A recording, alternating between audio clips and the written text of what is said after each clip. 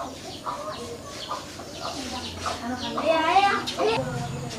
sama Cian lah, sih kon mana buana ya kamu?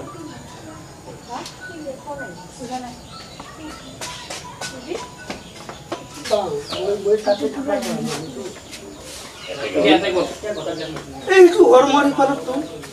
Jadi medicine apa? Medicine ada baju.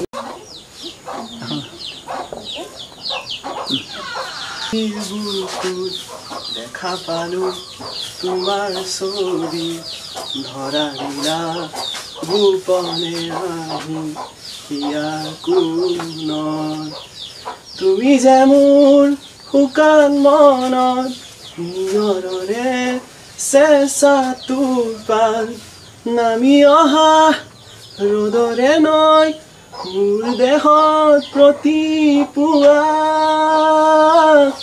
ধুমুহাৰ সতে মোৰ বহু যুগৰে নাচোন এন্ধাৰো সঁচা মোৰ বহু দিনৰে আপোন নিজানৰ গান মোৰ শেষ হ'ব ভাবো তোমাৰ বুকুত।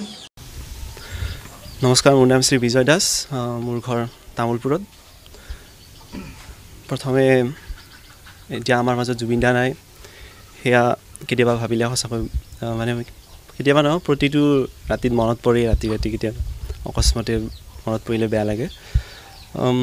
মই যেতিয়া শালৰ কাম কৰিছিলোঁ তাৰপিছতে ভাবিছিলোঁ যে মই শালত মানুহৰ প্ৰতিচ্ছবি বনাম বুলি।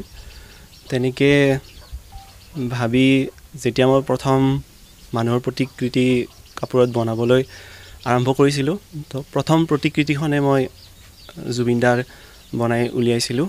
আৰু যেতিয়া মই ছাকচেছফুল হ'লোঁ, জুবিন দাৰ মুখখনৰ লগত হুবাহু মিলাব পাৰিলোঁ, তেতিয়া মোৰ খুবেই আনন্দ লাগিছিলে। আৰু তেনেকৈ যেতিয়া জুবিন দাৰ মুখখন মিলিল, মই ভাবিলোঁ মোৰ নিজৰ পৰা আত্মবিশ্বাস আহিল যে মই ইন ফিউচাৰ যিকোনো মানুহৰে প্ৰতিচ্ছবি মই কাপোৰত বনাই উলিয়াব পাৰিম বুলি। তো তেনেকৈয়ে জুবিন দাক মোৰ নিজ হাতেৰে দিবৰ কাৰণে বহুত বেছি ইচ্ছা আছিল আগৰে পৰা, কিন্তু তেনেকৈ মই সুবিধা নাপালোঁ বা সুযোগ নাপালোঁ, বা আমাৰ গাঁওখন ধৰি লওক তেনেকৈ হাত দীঘল মানুহ নাই কাৰণে তেনেকৈ মই জুবিন দাৰ ওচৰলৈ যাব নোৱাৰিলোঁ, বা পিছলৈ ময়ো ধৰি লোৱা তেনেকৈ বনাবৰ কাৰণে সময় নাপালোঁ। তাৰপিছত এতিয়া জুবিন দা আমাৰ মাজত নাই। সেই সময়ছোৱাত জুবিন দাৰ আজি মই দ্বিতীয়খন প্ৰতিকৃতি মই কাপোৰত অংকন কৰিছোঁ। প্ৰতিচ্ছবিখন অংকন কৰোঁতে মোৰ প্ৰায় 3.5 দিনমান সময় লাগিছে।